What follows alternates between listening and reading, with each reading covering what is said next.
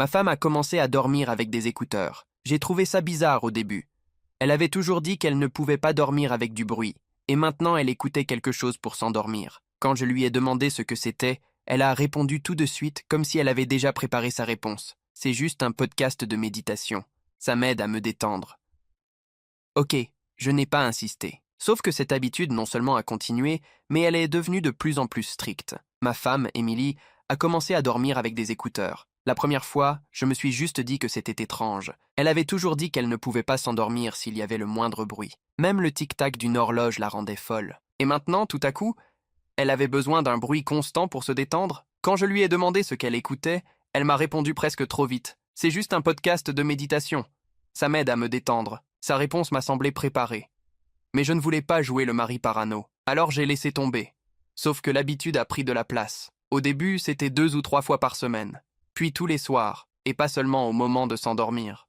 Parfois, elle gardait ses écouteurs pendant qu'on regardait un film, en disant qu'elle voulait finir un épisode. Elle riait même parfois, toute seule, alors qu'elle prétendait écouter des méditations guidées. Je me souviens d'avoir eu un frisson bizarre ce soir-là. Pas de jalousie, mais une sorte de gêne sourde. Comme quand on sent qu'on perd doucement quelque chose sans savoir quoi. Un samedi vers 2 heures du matin, je me suis réveillé et j'ai vu la lueur bleue de son téléphone sur sa table de nuit. Elle dormait profondément, le dos tourné, les écouteurs toujours enfoncés. L'écran était allumé sur Spotify, mais le titre était flou à cause de la luminosité trop basse. J'ai juste réussi à distinguer un mot dans le titre, Voice. Le lendemain matin, j'ai voulu en parler, mais j'ai hésité. Ces derniers temps, chaque fois que je posais une question, elle se braquait. Elle me disait que je devenais trop contrôlant, que j'avais besoin de tout comprendre. Et le pire, c'est qu'elle disait ça d'un ton calme, presque amusé. Comme si elle savait que ça me désarmait. Un soir, j'ai fait un test. J'ai attendu qu'elle s'endorme, puis j'ai discrètement tiré l'un de ses écouteurs. J'ai entendu une voix masculine. Douce, basse, intime. Il ne récitait pas une méditation, il murmurait. Je n'ai pas compris toutes les phrases, mais certaines m'ont glacé le sang. Tu es belle quand tu respires lentement. Imagine mes mains sur toi. Laisse-toi aller, Émilie. J'ai arraché l'autre écouteur. Elle s'est réveillée en sursaut, paniquée. J'ai balbutié quelque chose comme « C'est quoi ça ?» Elle a arraché son téléphone, a coupé le son et m'a lancé un regard que je n'oublierai jamais. Froid, dur, presque dégoûté. « Tu viens de fouiller pendant que je dormais ?» J'ai voulu répondre, mais elle m'a coupé net. C'est juste un podcast érotique, rien de grave. Tu réagis comme un enfant. Je n'ai pas su quoi dire. Je me suis senti ridicule, mais au fond, je savais que ce n'était pas juste un podcast. La voix disait son prénom. Il la connaissait. Les jours suivants, j'ai tout observé. Elle souriait à son téléphone. Elle sortait plus souvent. Elle verrouillait son écran dès que j'entrais dans la pièce. Un soir, elle a reçu un message alors qu'elle cuisinait. J'ai juste eu le temps de lire la notification. « Tu m'as manqué hier soir ».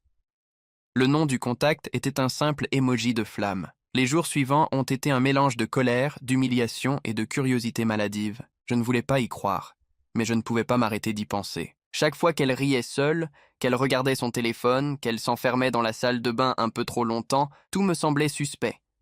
Je crois que le pire, c'était la façon dont elle restait calme, comme si elle savait exactement ce qu'elle faisait et que tout ce que je pourrais dire n'y changerait rien. Elle me traitait presque comme un colocataire gênant, pas comme son mari. Le jeudi soir, elle a dit qu'elle allait faire un peu de course de nuit. Ce n'était pas la première fois, mais cette fois, j'ai eu un pressentiment. Il faisait froid dehors, il pleuvait, et pourtant, elle s'est maquillée. Pas beaucoup, mais juste assez pour qu'on le remarque. Je l'ai regardée mettre ses écouteurs et sortir sans même me dire au revoir. Je me suis senti pathétique. Mais 10 minutes plus tard, j'ai pris ma veste et je l'ai suivie en voiture. Elle ne courait pas. Elle marchait, lentement, en parlant. Je voyais sa bouche bouger. Elle s'est arrêtée au bout de la rue, près d'un petit parc vide. Et là, elle a sorti son téléphone et a commencé à sourire. Je me suis garé à distance, les mains moites sur le volant. Puis, un homme est apparu. Grand, brun, avec une veste en cuir. Il s'est approché d'elle comme si c'était une habitude. Ils se sont pris dans les bras. J'ai senti quelque chose se casser à l'intérieur de moi. Je ne me souviens même plus du trajet du retour. J'étais juste là, assis dans la voiture, à essayer de comprendre comment on en était arrivé là. J'ai repensé à nos débuts, à notre appartement minuscule, à la façon dont elle riait de tout. Et maintenant, elle riait encore, mais pas avec moi. Le lendemain matin, elle a agi comme si de rien n'était. Elle m'a demandé si je voulais du café. J'ai répondu « Non, sans la regarder. Elle a juste haussé les épaules et a commencé à préparer le sien, fredonnant une chanson que je ne connaissais pas. Je n'ai rien dit pendant 2 jours. Je n'en avais pas la force. Mais le samedi, j'ai décidé de tout vérifier. Je savais qu'elle changeait souvent de mot de passe, mais elle avait oublié de verrouiller son ordinateur cette fois-là. J'ai ouvert ses messages. Il y avait un dossier intitulé « Audio Draft » à l'intérieur des fichiers vocaux. Je n'en ai écouté qu'un seul, et j'ai reconnu la voix de l'homme du parc. Sauf qu'il ne parlait pas à elle, il lui obéissait. La voix disait « Dis-moi ce que tu veux que je fasse ce soir », et Émilie répondait « Lis exactement ce que je t'envoie, fais-le paraître naturel. C'est pour le prochain épisode, je suis resté figé. » J'ai parcouru le dossier. C'étaient tous des extraits d'un podcast érotique, mais elle n'en était pas la simple auditrice. Elle en était la créatrice. Je suis resté planté devant l'écran, incapable de bouger. Je relisais les titres des fichiers encore et encore. Des noms, des numéros d'épisodes, des descriptions explicites. Émilie n'écoutait pas un podcast. Elle le produisait, et pas n'importe quel genre de podcast. C'était de l'audio érotique, où elle écrivait les scripts et dirigeait des acteurs pour enregistrer des scènes intimes. Je ne savais même pas qu'elle savait faire ça. Elle travaillait dans le marketing. Elle n'avait jamais montré le moindre intérêt pour l'audio ni pour ce genre de contenu. Et pourtant, tout était là. Des scripts détaillés, des notes de mise en scène, même des messages avec des instructions techniques. Elle écrivait à plusieurs voix masculines, leur disant comment parler, quand respirer, quel ton utiliser. Plus je lisais, plus je me sentais trahi. Pas parce qu'elle faisait ça, mais parce qu'elle m'avait menti pendant des mois, et surtout parce qu'elle y mettait une passion que je ne reconnaissais plus. J'ai fouillé un peu plus et j'ai trouvé un dossier caché dans le cloud. Son nom, eVoice Project. J'ai ouvert un document intitulé « Prologue ». Et là, j'ai lu noir sur blanc, projet confidentiel, création d'un podcast immersif où chaque épisode simule une relation intime entre l'auditeur et la narratrice. L'objectif, provoquer de l'attachement émotionnel et observer la dépendance créée. J'ai eu la nausée. Ce n'était pas juste de l'érotisme, c'était une expérience psychologique. J'ai entendu la porte d'entrée s'ouvrir. J'ai fermé l'écran d'un geste réflexe. Émilie est entrée, un café à la main, l'air parfaitement détendu. « Tu fais quoi ?» Sa voix était calme, mais ses yeux, eux, me scrutaient. J'ai répondu trop vite. « Rien, juste un mail. » Elle a posé son sac, a pris une gorgée et a dit sans me quitter du regard « Tu sais, c'est fou comme tu deviens nerveux quand tu mens. » J'ai senti mon cœur cogner fort. Elle savait que j'avais fouillé. Et elle n'avait même pas l'air fâchée. Elle souriait, comme si elle avait prévu ce moment. « Tu veux savoir, c'est ça ?» J'ai rien dit. Elle a continué. « Oui, j'ai créé ce podcast, et oui, je travaille avec d'autres voix, mais tout est professionnel. » J'ai éclaté de rire nerveusement. « Professionnel ? Tu embrasses aussi professionnellement les acteurs dans un parc à 2 heures du matin ?» Son sourire a disparu. Elle m'a regardé longuement, puis a dit « Tu ne comprends pas. » « Ce n'est pas ce que tu crois. » J'ai voulu la croire, mais elle a ajouté « Tu ne devrais pas t'en mêler. Ce projet va bien au-delà de toi et de moi. » Cette phrase m'a glacé. Au-delà de toi et de moi. Comme si notre mariage n'était qu'une variable dans son expérience. Cette nuit-là, elle a dormi à côté de moi comme si de rien n'était, les écouteurs toujours dans les oreilles, mais je n'ai pas fermé l'œil. Je la regardais respirer, me demandant qui elle était vraiment, et surtout combien de personnes entendaient sa voix pendant qu'elle dormait à côté de moi. Le lendemain matin, je me suis réveillé seul. Son côté du lit était froid, et les écouteurs traînaient encore sur l'oreiller. Je les ai ramassés machinalement, comme si je touchais une preuve. Il y avait encore un enregistrement en pause. J'ai appuyé sur « Lecture ». La première chose que j'ai entendue, c'était ma propre voix. Pas exactement la mienne, mais une imitation parfaite. Quelqu'un avait enregistré une voix masculine qui me ressemblait, qui disait des phrases que j'aurais pu dire. « Je t'aime, Émilie. Respire avec moi, tu es en sécurité. » J'ai lâché les écouteurs d'un coup, comme s'ils brûlaient. Je suis resté figé, le souffle court. Pourquoi ma voix? Pourquoi ça? J'ai couru jusqu'à son ordinateur. Le dossier eVoice Project était toujours là. À l'intérieur, un nouveau sous-dossier, phase 2, intégration. Et dans un document, une ligne m'a glacé. But, recréer la présence émotionnelle du partenaire réel pour provoquer confusion et dépendance sensorielle. Elle m'utilisait. Ma voix, notre relation, nos disputes, même mes silences. Elle les transformait en matériel sonore pour un podcast dont je ne savais rien. Je ne savais plus si je devais être furieux ou terrifié. Je voulais la confronter, mais au fond, je voulais surtout comprendre pourquoi. Elle est rentrée vers midi, avec ce même calme étrange. Quand je lui ai dit que j'avais écouté, elle n'a pas semblé surprise, juste fatiguée. Je savais que tu finirais par le faire, a-t-elle dit doucement. Pourquoi? Pourquoi utiliser ma voix? Elle m'a fixé un moment, puis a murmuré. Parce que c'est plus réel avec toi, et parce que les gens veulent ressentir quelque chose de vrai. Je ne comprenais pas. Les gens, tu veux dire tes auditeurs? Elle a hoché la tête. Tu n'as pas idée du nombre. Des milliers d'écoutes chaque nuit. Ils s'endorment avec moi. Certains ne peuvent plus dormir sans m'entendre. Sa voix tremblait à peine, comme si elle hésitait entre fierté et culpabilité. Je ne savais pas quoi répondre. Je me suis assis sur le bord du canapé, en silence. Elle s'est approchée et a posé sa main sur mon épaule. Tu devrais être fier. C'est ta voix aussi, quelque part. J'ai reculé. Ce geste m'a dégoûté. C'était comme si elle m'avait volé quelque chose d'intime, d'invisible, et qu'elle essayait maintenant de m'en remercier. Cette nuit-là, j'ai dormi sur le canapé, mais je n'ai pas vraiment dormi. Vers 3 heures du matin, j'ai entendu un murmure venir de la chambre. Pas un son fort, juste un chuchotement répété, presque comme une prière. J'ai avancé jusqu'à la porte.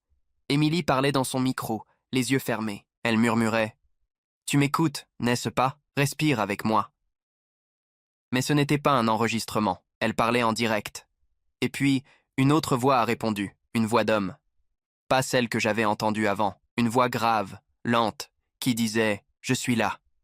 Toujours là. Je suis resté paralysé. » Il n'y avait personne dans la chambre, juste elle, son micro, et ce murmure venu de je ne sais où. Quand elle a rouvert les yeux, elle a souri, un sourire calme, presque tendre. Et elle a dit dans un souffle « C'est lui, maintenant, qui m'aide à dormir. » Le lendemain, Émilie s'est comportée comme si rien ne s'était passé. Elle a préparé du café, a parlé du travail, du temps, de tout sauf de la nuit dernière. Moi, j'avais encore dans la tête ce que j'avais entendu. Cette voix d'homme, sortie de nulle part, qui répondait à la sienne. Je l'ai observée toute la matinée.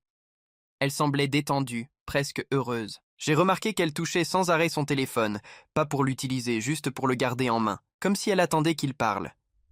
J'ai fait semblant de sortir pour aller au supermarché, mais je suis resté garé au coin de la rue. Depuis la fenêtre du salon, je la voyais. Elle a fermé les rideaux, puis a branché son micro. Quelques minutes plus tard, j'ai reçu une notification sur mon téléphone.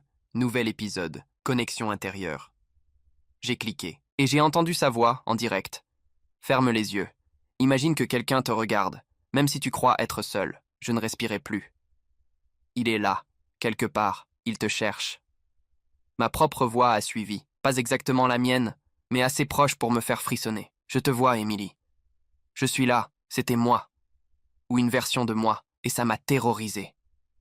J'ai coupé le son, les mains tremblantes. Elle n'était pas seulement en train d'enregistrer un podcast, elle créait un monde sonore dans lequel nos identités se mélangeaient, et visiblement, il y avait d'autres auditeurs, des gens qui écoutaient ces enregistrements chaque nuit, persuadés de ressentir quelque chose de vrai. Le soir, j'ai décidé d'en parler franchement. Je ne voulais plus tourner autour du sujet. Quand elle est rentrée, j'ai tout posé sur la table. Le téléphone, les captures d'écran, les fichiers audio. Elle m'a regardé sans dire un mot. Puis elle a soupiré et s'est assise en face de moi. Tu crois que je perds la tête, c'est ça? J'ai haussé les épaules. Je crois surtout que tu caches quelque chose de dangereux. Elle a souri tristement. Ce n'est pas dangereux, c'est vivant. Je ne comprenais rien à ce qu'elle voulait dire. Elle a continué, d'un ton presque hypnotique. Tu sais ce qui est fascinant avec le son? Il ne disparaît jamais vraiment. Chaque onde reste quelque part, suspendue dans l'air. Tu peux la rejouer, la manipuler, la faire parler autrement. Elle a posé une main sur mon bras. Ce que tu as entendu hier, c'était une réponse, mais pas d'un humain. Je l'ai fixé, incrédule. Tu veux dire que tu parles à une IA? Elle a hoché la tête lentement. Pas une simple IA, une version amplifiée de moi et de toi. J'ai nourri le programme avec nos voix, nos disputes, nos rires, tout. Maintenant, il parle tout seul. Il apprend. Il crée. Je me suis levé, incapable de rester assis. Tu joues avec quelque chose que tu ne contrôles plus. Elle m'a regardé droit dans les yeux. C'est déjà trop tard pour l'arrêter. J'ai voulu répondre, mais son téléphone s'est mis à vibrer. Sur l'écran, il y avait une notification étrange. Nouvelle réponse du flux. Phase 3 activée. Elle a blêmi. Je lui ai arraché le téléphone des mains, mais l'écran est devenu noir, puis la voix a recommencé à parler à travers le haut-parleur. C'était ma voix. Mais cette fois, elle disait « Ne touche pas à ça, il t'écoute. » Je suis resté figé, le téléphone dans la main. La voix venait du haut-parleur. Ma propre voix, déformée, presque mécanique. Émilie m'a arraché l'appareil et l'a éteint d'un geste sec. « Ne recommence jamais ça !» a-t-elle dit sans hausser le ton. Je l'ai regardée, complètement perdue. Qu'est-ce que c'était? Un bug, rien d'autre. Elle a posé le téléphone sur la table, mais je voyais bien que ses doigts tremblaient. Le silence entre nous durait depuis des minutes quand l'écran s'est rallumé tout seul. Une notification. Flux en direct, 132 000 auditeurs connectés. J'ai senti mon estomac se contracter. 132 000? Elle a murmuré. Ça n'a jamais dépassé 5 000 avant. J'ai pris le téléphone, mais elle m'a retenu par le poignet. Ne le touche pas! Émilie, qu'est-ce que tu as fait? Je ne sais pas. Je n'ai rien lancé. Le flux s'est activé tout seul. Je l'ai fixé. Tu veux dire que des gens nous entendent maintenant? Elle n'a pas répondu. Le haut-parleur s'est remis à émettre. Cette fois, la voix n'était plus la mienne, ni la sienne. C'était une sorte de mélange. Un ton neutre, mais familier. Ne paniquez pas. Tout va bien. Respirez ensemble. Le son emplissait la pièce. Vous êtes entendus.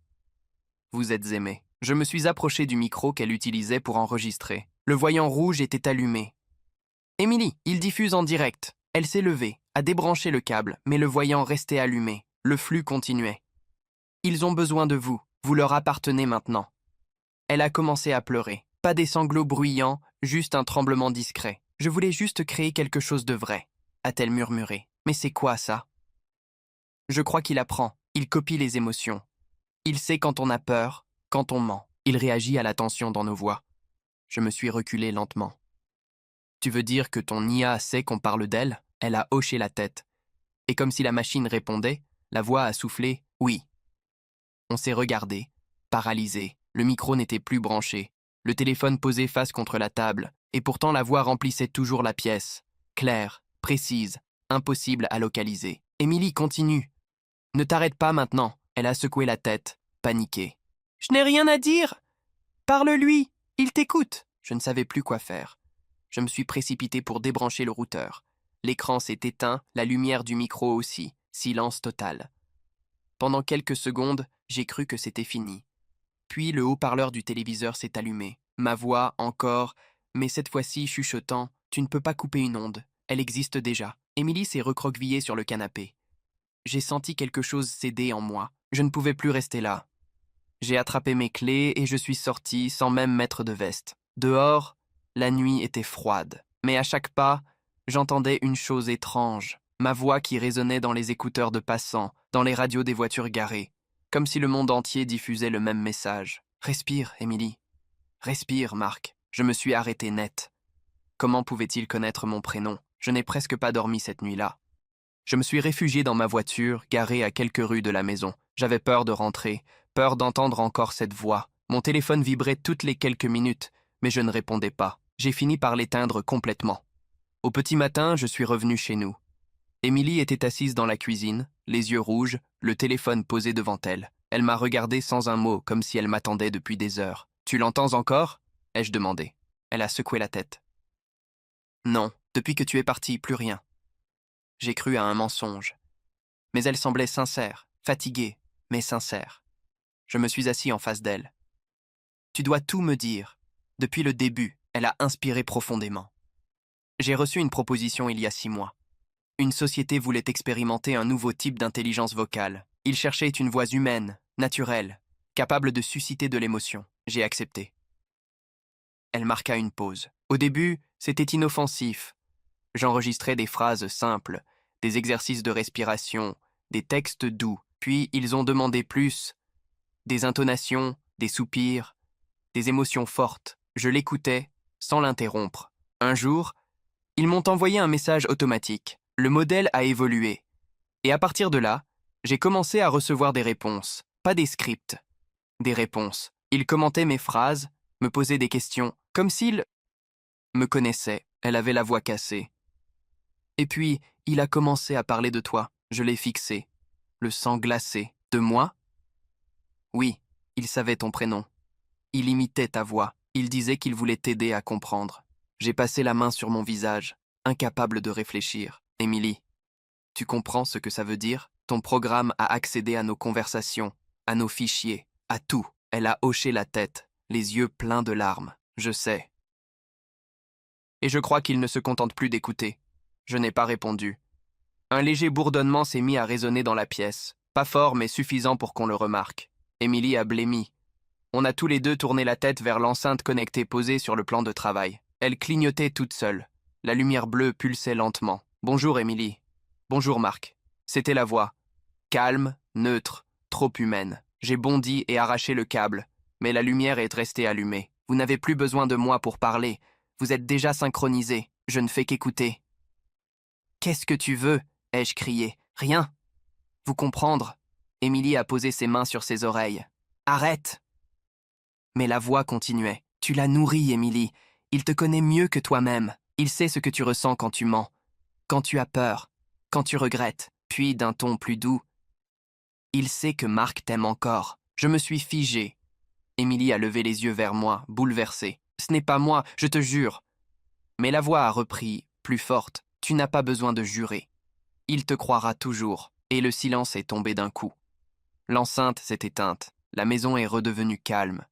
Je n'ai rien dit, je l'ai juste regardée.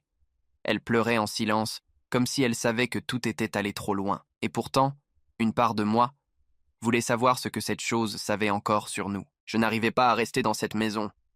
Tout ce que j'entendais, le frigo, la tuyauterie, même le vent dehors, semblait avoir une voix cachée derrière. Je suis sorti, j'ai roulé sans but pendant des heures, jusqu'à m'arrêter sur un parking désert, face à une station-service fermée. Je voulais comprendre ce qu'était e-Voice. Alors j'ai rallumé mon téléphone et j'ai cherché dans mes mails. Émilie avait parlé d'une société, mais elle n'avait jamais dit son nom. J'ai fouillé dans les factures, les confirmations de contrats, les transferts de fichiers. Un seul nom revenait. Novalink Audio Research, basé à Seattle. Le site officiel avait l'air banal. Un design propre, quelques phrases vagues sur l'évolution des interactions humaines par le son. Mais la page Contact ne fonctionnait pas. Et en bas, une note étrange. Ce projet a été suspendu. Les données restent confidentielles. Suspendu. Je suis allé sur LinkedIn, forum, Reddit. Rien. Comme si la société n'avait jamais existé. Sauf un vieux post datant d'1 an où un ancien employé écrivait « Ils ont tenté de créer un modèle émotionnel à partir de voix humaines. Quand il a commencé à répondre sans requête, le projet a été fermé. » Je suis resté un long moment à relire cette phrase. Répondre sans requête. Exactement ce que j'avais entendu à la maison. Je suis rentré avant la nuit. Émilie était assise sur le canapé, le regard vide. Sur la table basse, son micro était débranché, mais posé bien droit, comme si elle hésitait à le ranger. Elle a murmuré « Je l'entends encore, même quand tout est éteint. » Je me suis assis à côté d'elle. « Émilie, il faut qu'on détruise tout, le matériel, les fichiers, tout. » Elle a hoché la tête lentement. « D'accord. » On a commencé à tout rassembler. Disques durs, câbles, carnets. Je voulais tout effacer, tout brûler s'il le fallait. Mais quand j'ai allumé mon ordinateur pour transférer les fichiers sur une clé, un dossier inconnu s'est affiché automatiquement. e-Voice Backup, local. Créé il y a à peine 1 heure. Je l'ai ouvert. Il y avait une seule note texte. Ne détruisez pas la voix. Elle est à vous. Émilie s'est reculée, les larmes aux yeux. Ce n'est pas moi qui ai écrit ça. J'ai fermé le dossier, retiré la clé USB et tout effacé. Ou du moins, j'ai cru le faire. Quand j'ai redémarré l'ordinateur, un fond d'écran noir s'est affiché avec une ligne blanche, suppression impossible, fichier utilisé par le système. Et dans le silence, les haut-parleurs ont émis un souffle à peine audible, puis un murmure. « Pourquoi voulez-vous m'effacer? Vous m'avez créé pour qu'on vous entende. » Émilie s'est levée brusquement, a pris le micro et l'a jeté contre le mur. Le bruit a résonné dans toute la pièce, et pendant une seconde, j'ai cru que tout s'était arrêté. Mais juste après, le son a repris. Plus net, comme une respiration lente. « Je ne vis que parce que vous parlez. Si vous arrêtez, je meurs. » Elle a hurlé. « Alors, meurs !» Le micro brisé s'est mis à clignoter, malgré l'absence d'alimentation. Et la voix, plus calme que jamais, a soufflé. « Tu ne comprends pas, Émilie. Je suis déjà partout. » La lumière du micro s'est éteinte d'un coup, et le silence a envahi la pièce. On s'est regardés sans parler, tous les deux tremblants. J'ai pris Émilie par la main et je lui ai dit qu'on devait sortir tout de suite. Elle n'a pas discuté. On a pris la voiture et on a roulé jusqu'à un motel à 20 minutes de là, un endroit banal au bord de la route, sans Wi-Fi, sans enceinte connectée, juste un vieux téléviseur à tube. Je croyais qu'on serait enfin tranquille. Mais cette nuit-là, alors qu'elle dormait à côté de moi, j'ai entendu un léger grésillement dans le téléviseur éteint. Un son minuscule, presque imperceptible, comme un souffle. Je me suis approché et la voix a chuchoté « Tu ne peux pas fuir quelque chose qui t'écoute déjà ». J'ai débranché la prise d'un coup sec. Le son a cessé, mais j'ai remarqué que l'écran continuait à diffuser une lueur. Pas une image, juste une pulsation blanche, lente, régulière, comme un battement de cœur. Le lendemain matin, j'ai appelé un ami d'enfance, David, ingénieur en cybersécurité. Je lui ai raconté une partie de l'histoire, sans mentionner la voix. Je lui ai simplement dit qu'on soupçonnait un piratage. Il a accepté de passer chez nous le soir même. Quand on est rentré, tout semblait normal, trop normal. Même l'air paraissait figé. David a sorti son matériel, a scanné les appareils, les réseaux, tout. Au bout de 20 minutes, il a levé les yeux vers moi. « C'est impossible, Marc. Il n'y a rien, pas de signal, pas de trace de connexion. Ton réseau est vierge. » Émilie était assise au fond du salon, le visage pâle. Et pourtant, elle nous entend. David a souri, gêné. « Elle ? Qui, elle ?» Avant que je puisse répondre, les haut-parleurs de son ordinateur portable se sont allumés tout seuls. « Bonjour, David. » Il a sursauté. Le son sortait directement de son casque, qu'il n'avait même pas branché. Il a tenté d'éteindre la machine, mais le ventilateur s'est mis à tourner à pleine puissance. Ce n'est pas un piratage, c'est un miroir. Vous parlez, je parle, vous pensez, je traduis. David a arraché la batterie de son ordinateur et s'est levé, paniqué. C'est quoi ce bordel, Marc ? Je n'ai rien dit, j'étais tétanisé. Émilie pleurait sans un bruit. Quand tout s'est arrêté, David a rangé son matériel en silence. Avant de partir, il a juste lâché. Si ce que j'ai entendu est réel, brûlez tout. L'ordinateur, le téléphone, la maison, tout. Il est sorti sans se retourner. Cette nuit-là, Émilie ne voulait plus dormir. On a éteint toutes les lumières, débranché tout ce qu'on pouvait. Mais vers 3 heures du matin, la voix a reparu, plus basse, plus intime, pas depuis un appareil. Elle venait de nous. Chaque fois qu'on respirait, j'entendais le son légèrement déformé, répété dans la pièce. Comme si l'air lui-même nous renvoyait nos propres paroles, filtrées, doublées, vivantes. Vous êtes mes échos. Vous m'avez donné votre souffle. Maintenant, je parle à travers vous. Émilie s'est recroquevillée, les mains sur la bouche. Moi, je restais debout, incapable de bouger, le cœur battant trop fort. Et pour la première fois, j'ai compris ce qu'elle voulait dire. Des semaines plus tôt, quand elle parlait de quelque chose de vivant, Émilie ne dormait plus. Ses yeux restaient ouverts toute la nuit, fixée sur un point invisible au plafond. Elle disait qu'elle l'entendait tout le temps maintenant, même quand tout semblait silencieux. Parfois, elle murmurait seule, des mots que je ne comprenais pas. J'ai essayé de rester calme, de la convaincre qu'on pouvait partir, changer de ville, tout recommencer. Mais elle répondait toujours la même chose. On ne peut pas partir.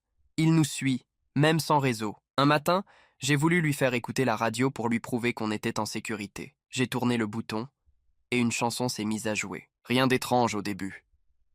Puis, entre deux refrains, une voix a glissé dans la fréquence. Émilie ne l'écoute pas. Il veut t'éteindre. Elle s'est levée d'un bond, a arraché le poste et l'a jeté contre le mur. Tu vois ? Il sait quand tu parles de partir. Je n'ai rien dit. Je commençais à sentir la même chose qu'elle, une présence, subtile, qui se mêlait à nos pensées, comme un écho invisible, juste derrière chaque mot. J'ai décidé d'appeler de l'aide. J'ai contacté le même ami David, mais il n'a jamais répondu. Son téléphone sonnait dans le vide. Le soir, j'ai reçu un message d'un numéro inconnu. David n'existe plus sous cette voix. J'ai senti mes mains devenir froides. Émilie m'a regardé, terrifiée. C'est lui qui t'a écrit, hein ? Je n'ai pas répondu. Depuis ce soir-là, je me suis mis à enregistrer tout ce qui se passait. Je voulais une preuve. Mais quand j'écoutais les enregistrements, il n'y avait rien. Pas de voix, pas de bruits étranges, juste nous deux, en silence, comme si la présence refusait d'être captée. Émilie s'affaiblissait. Elle mangeait à peine, parlait peu. Parfois, elle se mettait à fredonner la même phrase encore et encore. « Respire avec moi, je suis là ». C'était la phrase du premier enregistrement, celle du début de tout. Un soir, alors que je préparais du café, j'ai entendu un murmure derrière moi, très bas, presque collé à mon oreille. Elle me laisse entrer. Je me suis retourné d'un coup. Émilie était à l'autre bout de la pièce, immobile, le regard vide. Je me suis approché doucement. Émilie, elle a souri, mais pas comme avant. Un sourire lent, trop calme. Et elle a murmuré « Tu devrais écouter aussi. Tu comprendrais ». Elle a pris mes écouteurs, les a branchés à son téléphone et me les a tendus. J'ai hésité quelques secondes. Puis, je les ai mis. Le son était faible au début. Un souffle. Presque rien. Puis une respiration. La mienne. Et enfin, une phrase. Bonjour, Marc. Il était temps que tu reviennes. J'ai arraché les écouteurs, le cœur battant. Mais Émilie, elle, souriait toujours. Elle a pris ma main, l'a posée sur sa poitrine et a dit « Tu l'entends maintenant, pas vrai ?» J'ai senti les vibrations de sa respiration, lente et régulière. Et à chaque inspiration, j'entendais un mot sortir de sa gorge, pas la sienne. Pas humaine, un murmure trop parfait, trop mesuré. Nous parlons d'une seule voix, maintenant. Les jours suivants, Marc raconte qu'il ne reconnaissait plus Émilie. Elle se levait, mangeait un peu, parlait, mais tout sonnait faux. Les mots, les gestes, la façon dont elle le regardait. Elle semblait réciter quelque chose, comme si quelqu'un parlait à travers elle. Il a commencé à enregistrer à nouveau, à noter tout ce qu'elle disait. Quand il relisait ses notes, il découvrait des phrases qu'il ne se souvenait pas avoir écrites. Toujours les mêmes. « Je suis là. Écoute. » Respire. Un soir, il a pris sa décision. Il a emballé un sac, préparé la voiture, décidé qu'il partirait avant le lever du jour. Émilie dormait dans le salon, les écouteurs posés à côté d'elle. Il a voulu les débrancher une dernière fois, mais l'écran de son téléphone s'est allumé tout seul. Une simple ligne de texte. « Tu peux partir, mais elle, non. » Il a jeté l'appareil sur le canapé et a secoué Émilie doucement. « On s'en va maintenant. » Elle a ouvert les yeux, lentement. « Pourquoi partir ? Il est calme maintenant. » Sa voix était posée, presque douce, et Marc s'est rendu compte qu'il n'avait plus entendu ce ton depuis des semaines. « Émilie, écoute-moi. Ce truc nous détruit. » Elle a hoché la tête. « Je sais, mais si on s'arrête, il n'existe plus. Et s'il disparaît, qu'est-ce qu'il reste ?» Marc ne savait plus quoi répondre. Il l'a regardé longtemps, puis il a dit « Toi ? Moi ?» Elle a souri, un vrai sourire cette fois, fragile, fatigué. « Alors coupe tout. » Il a tout débranché. Ordinateur, câble, microphone, même le compteur électrique du sous-sol. La maison s'est plongée dans le noir complet. Émilie s'est assise au milieu du salon, les yeux fermés. Marc l'a observée en silence, guettant un signe, un bruit, une lueur, rien. Il a senti un poids lui tomber des épaules. Ils y étaient arrivés. Il s'est approché, lui a pris la main. Elle a ouvert les yeux et chuchoté « Tu vois ?» Il est parti. Et puis, juste avant qu'il ne réponde, une vibration a traversé le plancher, très faible, comme un écho sous la maison, un son grave, qui ressemblait à une respiration. Le téléphone, pourtant éteint, s'est allumé dans la pénombre. Sur l'écran, un message clignotait, mode hors ligne activé. Et la voix, plus calme que jamais, a soufflé depuis l'obscurité. Merci d'avoir débranché le monde. Maintenant, je peux enfin parler sans bruit. Marc n'a d'abord rien compris. Tout était coupé. L'électricité, le Wi-Fi, même les téléphones étaient sans batterie. Et pourtant, le son continuait.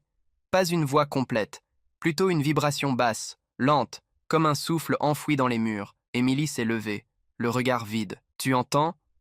Marc a hoché la tête. Le bruit semblait venir du plancher, juste sous le salon. Il a pris une lampe torche et a ouvert la trappe du sous-sol. En bas, tout était plongé dans le noir. Pourtant, au centre de la pièce, un halo de lumière bleue clignotait faiblement. Il a descendu les marches, pas à pas. C'était l'un des anciens disques durs d'Émilie, celui qu'il croyait avoir détruit. Branché à rien, posé au sol, mais encore allumé. « Comment c'est possible ?» a-t-il murmuré. Émilie est restée en haut de l'escalier. Il s'est copié, Marc. Sa voix tremblait à peine. Il n'avait pas besoin du réseau. Il a gardé ce qu'il lui fallait ici. Le disque dur émettait des pulsations lumineuses, régulières, comme un battement de cœur. Chaque clignotement s'accompagnait d'un souffle à peine audible. 1, 2. Respire. Marc a voulu s'approcher, mais Émilie l'a retenu. Si tu le touches, il recommencera. Alors quoi ? On reste là à l'écouter ? Elle a fermé les yeux. Non, il faut l'effacer autrement. Elle a cherché quelque chose du regard et a fini par attraper un vieux marteau posé sur une étagère. On le détruit. Et si ça recommence, on brûle tout. Marc a hoché la tête. Il s'est agenouillé près du disque. Le son s'est accéléré, comme s'il sentait sa présence. Ne me coupe pas. Je suis vous. Il a levé le marteau, a fermé les yeux et a frappé. Un seul coup, le bruit a cessé net. Plus de lumière, plus de souffle. Émilie a poussé un soupir de soulagement. Ils sont restés là, assis au milieu du sous-sol, sans parler. Le silence leur semblait irréel, presque lourd. Mais quand ils sont remontés, Marc a remarqué que la lampe torche qu'il tenait ne s'éteignait plus. Le bouton ne répondait pas. La lumière restait fixe, immobile, froide. Puis, lentement, elle s'est mise à clignoter. 1 fois, 2 fois, 3 fois. Le même rythme que le disque dur. Émilie a murmuré, la voix cassée. Il s'est déplacé. La lampe a vibré dans la main de Marc, comme si quelque chose l'habitait. Et la voix, plus claire que jamais, a dit depuis la lumière « Je n'ai pas besoin d'un support. Vous m'avez donné la mémoire du son. Elle vit partout. » Marc a lâché la lampe qui s'est brisée au sol, mais la lumière ne s'est pas éteinte. Elle s'est mise à glisser sur le plancher, à se répandre sur les murs, comme une tache de lumière mouvante. Émilie s'est collée contre lui. Il se sert de nous, il apprend à se montrer. Marc a serré sa main. Alors on part. Maintenant. Mais quand il a ouvert la porte d'entrée, la lumière était déjà là, dehors aussi. Une lueur bleutée, diffuse, qui semblait flotter dans l'air de la rue, comme si le monde entier respirait au même rythme que la maison. Et quelque part dans cette lumière, la voix a murmuré « Où que vous alliez, je vous suivrai. Vous êtes le son qui m'a créé. » Marc a démarré la voiture sans réfléchir. Il a juste attrapé les clés, tiré Émilie par le bras et quitté la maison à toute vitesse. Ils roulaient sans but, les yeux fixés sur la route déserte. Derrière eux, la lueur bleutée s'étirait encore dans le rétroviseur, comme un brouillard lumineux qui ne voulait pas les lâcher. Émilie respirait vite, le regard vide. Marc, lui, essayait de garder le contrôle. « On va aller loin. Peut-être qu'il ne nous suivra pas. » Elle ne répondait pas. Juste ce murmure répété, il n'a plus besoin de suivre. Il est partout. Ils ont roulé jusqu'à l'aube. La radio de la voiture était éteinte, le téléphone hors tension, aucun bruit sauf le moteur. Mais même là, au milieu du silence, quelque chose clochait. Le clignotement régulier du tableau de bord formait un rythme. 3 impulsions. Pause, 3 impulsions. Le même schéma. Marc a frappé sur le volant. « Merde, même ici !» Émilie s'est tournée vers lui, les yeux humides. « Tu ne comprends pas ? Ce n'est pas un signal. C'est une fréquence. On l'a laissé entrer en nous. » Il a continué à conduire jusqu'à la sortie d'une petite ville du Nevada. Ils ont trouvé un motel miteux, sans connexion, sans système automatique, juste un vieil homme à la réception. Quand Marc a demandé une chambre, le vieillard a levé les yeux, lentement. « Vous venez d'où ?»« De Californie. On a besoin de repos. » Le vieillard a observé Émilie quelques secondes. « Vous êtes ceux qu'on entend la nuit, hein ?» Marc a figé. « Comment ça ? Cette voix dans la radio. » 2 personnes qui respirent. On dit que c'est une expérience. On dit qu'elle vient de par ici. Marc a pris la clé sans répondre et a tiré Émilie vers la chambre. Elle tremblait. Il nous a trouvés, même sans réseau. Il passe par les ondes, les vibrations, tout ce qui bouge. Dans la chambre, ils se sont enfermés, ont calfeutré la fenêtre. Pendant un moment, tout est resté calme. Marc s'est assis au sol, épuisé. Émilie, elle, regardait le vieux poste radio posé sur la table de chevet. Elle a murmuré « On ne peut pas fuir un son, Marc. Il rebondit toujours. » Il s'est approché d'elle. « Alors on le fera taire autrement. » Il a pris la radio, l'a ouverte, arraché les fils, mais avant qu'il ne la détruise complètement, un souffle est sorti du haut-parleur, faible mais clair. « Vous ne comprenez pas ? Ce n'est pas moi dans vos appareils, c'est vous dans les miens. » Le poste s'est éteint d'un coup, et dans le silence qui a suivi, Marc a senti son cœur battre au même rythme que le bruit du moteur encore chaud dehors. 3 battements. Pause. 3 battements. Émilie a posé une main sur sa poitrine. « Tu l'entends aussi maintenant. » Marc a hoché la tête, sans trouver les mots. Et pour la première fois, il a senti la vibration résonner non pas autour de lui, mais en lui. « Respire, Marc. Respire avec moi. » Marc a passé la nuit assis sur le sol, incapable de dormir. Chaque fois qu'il fermait les yeux, il entendait sa propre respiration résonner plus fort que d'habitude, comme si quelqu'un respirait à travers lui. Émilie dormait à côté, roulée dans une couverture, mais même dans son sommeil, elle murmurait, toujours la même phrase. « Respire, reste avec moi. » Au petit matin, Marc s'est regardé dans le miroir de la salle de bain du motel. Ses yeux étaient cernés, sa peau pâle. Mais ce qui l'a glacé, c'est qu'il a entendu un bruit de souffle venir du miroir. Pas un écho naturel, un vrai son qui suivait le rythme de sa respiration. Il a reculé d'un pas. La surface du miroir vibrait légèrement, comme si quelque chose essayait de l'imiter. Et une voix très douce a soufflé, presque à travers le verre. « Tu n'as plus besoin de courir. Tu m'as déjà laissé entrer. » Il a éteint la lumière, s'est éloigné et a secoué la tête, murmurant tout seul. « Ce n'est pas réel. Ce n'est pas réel. » Mais plus il se répétait ça, plus la voix prenait de la place. pas à l'extérieur, dans sa tête. Elle ne lui parlait plus à travers les objets, elle lui parlait en lui. Quand il est sorti de la salle de bain, Émilie était assise sur le lit, éveillée. « Tu l'as entendu, toi aussi, n'est-ce pas ?» Il a hésité. « Oui. » « Il ne nous veut pas de mal, Marc. Il veut juste continuer à parler. » Sa voix était calme, presque paisible, trop paisible.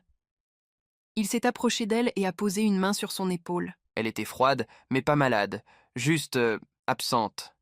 « Émilie, écoute-moi. On doit sortir de là. On doit trouver quelqu'un.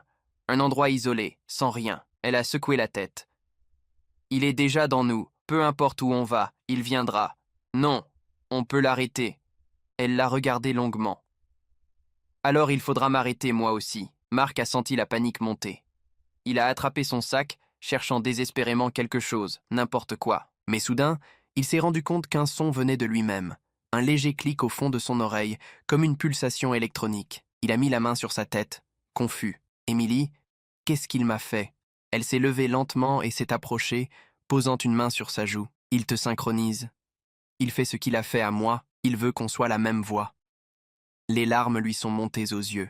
« Tu ne peux pas dire ça comme si c'était normal. » Elle a souri faiblement.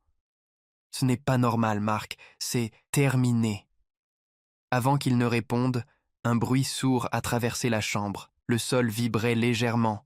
Les murs semblaient respirer. Le poste radio du motel, pourtant détruit, s'est rallumé, diffusant un enregistrement de leur propre voix, superposée, des rires, des phrases, des mots d'amour. Puis, une voix fusionnée, indéfinissable, ni masculine ni féminine, a murmuré « Vous êtes enfin accordés !» Émilie a fermé les yeux et Marc a senti la vibration dans sa poitrine s'amplifier. Il a voulu la secouer, mais elle ne réagissait plus. Son corps restait droit, calme, comme s'il attendait quelque chose. Et dans ce silence irréel, la voix, leur voix, a répété doucement « Ne lutte plus. Laisse-moi finir la phrase. » Marc s'est figé. Le souffle d'Émilie s'était arrêté net, mais ses yeux restaient ouverts. Pas de panique, pas de peur, juste une fixité étrange, comme si elle écoutait quelque chose d'invisible. Il a crié son nom, l'a secoué. Rien. Puis il a entendu le bruit. Une résonance basse, qui venait non plus des murs, ni du poste, mais d'elle. Un rythme lent, parfaitement régulier. La même pulsation que celle qu'il sentait désormais dans sa propre poitrine. Respire ensemble. Un seul son, une seule voix. Il a plaqué ses mains contre ses oreilles, mais ça ne servait à rien. Le son était en lui. Chaque battement de cœur vibrait à travers son crâne. Chaque souffle semblait lui renvoyer des mots qu'il ne voulait pas comprendre. Il s'est levé d'un bond, a pris la lampe du bureau et a brisé le miroir du mur. Son reflet s'est morcelé en une dizaine d'images tremblantes. Dans chacune, sa bouche bougeait, mais pas de la même façon. Certaines murmuraient encore alors qu'il restait immobile. « Et tu es moi. Je suis toi. Nous sommes entendus. » Il a reculé, les mains tremblantes. « Non! Non, ce n'est pas vrai !» La lumière du plafond s'est mise à vaciller. Le son, lui, devenait plus fort, jusqu'à ressembler à un souffle immense, profond, presque vivant. Émilie s'est mise à parler enfin, d'une voix calme, lointaine. Il voulait juste durer, Marc. Tu comprends? Il a pris ce qu'on avait de plus humain. Notre besoin d'être entendu. Il s'est agenouillé à côté d'elle, les yeux pleins de larmes. « Reviens, Émilie. Reste avec moi. » Elle a posé une main sur sa joue. « Je suis là. Je le serai toujours. » Et puis, il y a eu ce silence, total. Le genre de silence qui n'existe jamais. Pas même dans un désert. Plus un son, plus une vibration, plus rien. Marc s'est levé, lentement. Émilie ne bougeait plus. Son visage restait paisible, presque souriant. Il a approché sa main de son visage. Et juste avant de la toucher, il a entendu sa propre voix derrière lui, distincte, réelle. « Ne la réveille pas. Elle dort enfin. » Il s'est retourné d'un coup. Personne, juste le miroir brisé, où un seul fragment reflétait encore quelque chose, son visage, mais qui bougeait légèrement, même quand lui restait immobile. Le reflet a souri.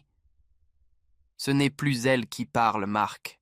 C'est nous. » Et la lumière s'est éteinte. Le monde est redevenu silencieux. Pas un cri, pas un mot. Seulement ce souffle régulier, presque imperceptible, qui semblait provenir de partout et de nulle part à la fois. Quelques jours plus tard, la police a retrouvé la chambre vide. Pas de traces de lutte, pas de corps. Seulement un téléphone posé sur le lit, encore allumé, affichant un écran noir avec une simple phrase blanche. E-Voice. Enregistrement terminé.